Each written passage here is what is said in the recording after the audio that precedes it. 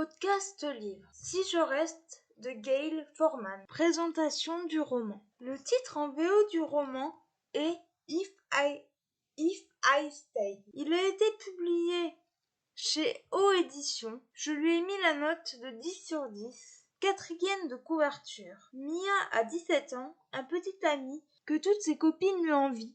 Des parents un peu excentriques mais sympas, un petit frère craquant, et la musique occupe le reste de sa vie. Et puis vient l'accident de voiture.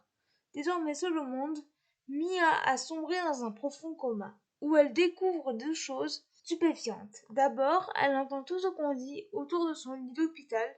Ensuite, elle a une journée seulement pour choisir entre vivre ou mourir.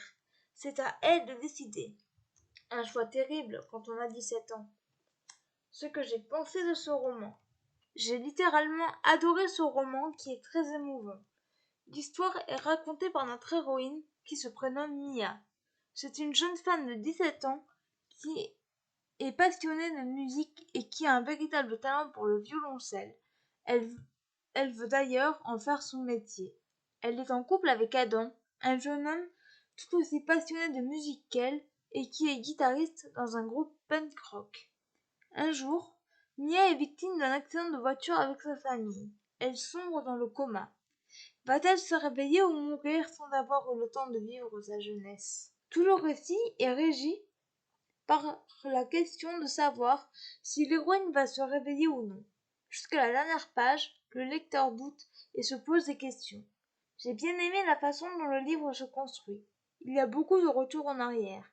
Pendant ces passages, Mia nous raconte comment était sa vie avec ses parents et son petit frère, Teddy, avant l'accident de voiture. Ces passages sont très intéressants. Ce que j'ai apprécié, c'est la façon dont le récit se construit avec ses flashbacks, puis le lecteur retourne dans le présent de la jeune fille. On voit que l'on est de retour dans le présent, car pour introduire ces passages, il y a l'heure de la vie réelle, exemple 8h17. J'ai aussi apprécié la fin du livre, qui est très touchante. La musique prend une place très importante car les deux héros jouent d'un instrument. Il y a beaucoup de références musicales. La seule petite chose qui pourrait peut-être déranger le lecteur, ce sont les va-et-vient permanents entre les souvenirs de Mia et la vie réelle qui s'écoule, mais on s'y habitue très vite. Concernant les personnages, ils sont tous très attachants, surtout Adam et Mia, les deux personnages principaux. Mia est une fille très attentionnée envers sa famille. On s'attache très vite à elle. Adam est un jeune homme qui est très tendre envers Mia. Il est capable de beaucoup de sacrifices. Les parents de l'héroïne sont très drôles. Ils ne se prennent pas au sérieux. Kim, la meilleure amie de la jeune fille, est une personne que l'on ne voit pas beaucoup, mais qui a beaucoup d'humour. Teddy, le petit frère, est attachant. En résumé, une lecture touchante qui fait réfléchir les lecteurs sur la place de l'amour et tous les liens très forts avec les proches au cours de la vie.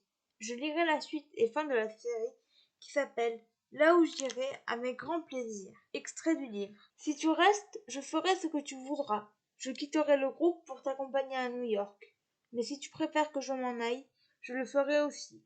Peut-être que ce serait trop douloureux pour toi de retrouver ta vie d'avant, qu'il vaudrait mieux que tu nous rayes de ton existence. Ce serait dur, mais je le ferai. Je peux accepter de te perdre de cette façon. Si je ne te perds pas aujourd'hui, je te laisserai t'en aller si tu restes. Ce que j'ai aimé dans ce roman, les personnages attachants, le thème de la musique, les retours dans le passé de la jeune fille.